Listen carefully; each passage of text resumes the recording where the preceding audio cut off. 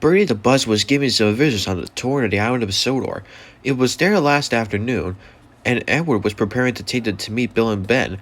He found out to start a heavy train. Asked Henry, remarked James, grunted Gordon, burst out Duck, said Boko, said Edward, as he finally puffed out to the station. Bill and Ben were delighted to see the visitors. They loved being photographed. Later, they took the party to the China Clay Works in the Break Fan Special. Everyone had a splendid time, and the visitors were most impressed. Then Edward took the visitors home. On the way, the weather changed. Wind and rain buffered in Edward.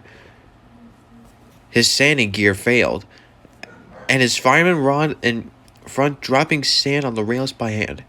Suddenly, Edward's wheels slipping fiercely, and with a shrieking crack, something broke. The crew inspected the damage. Repairs took some time, said his driver, promised Edward. Edward puffed and pulled his hardest, but his wheels kept slipping, and he couldn't start a heavy train. The passengers were anxious.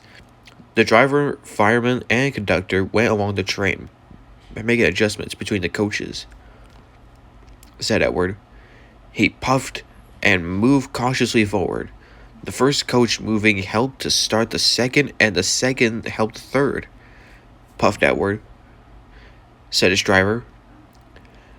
And he listened happily to Edward's steady beat as he forced slowly but surely ahead, at least battered, warily but unbeaten.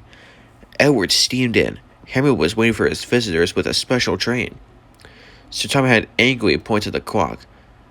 But except the coaches, they cheered and they were excited to thank Edward.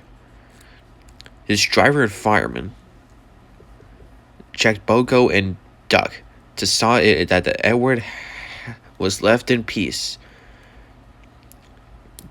But Gordon and James, on the other hand, remained respectfully silent.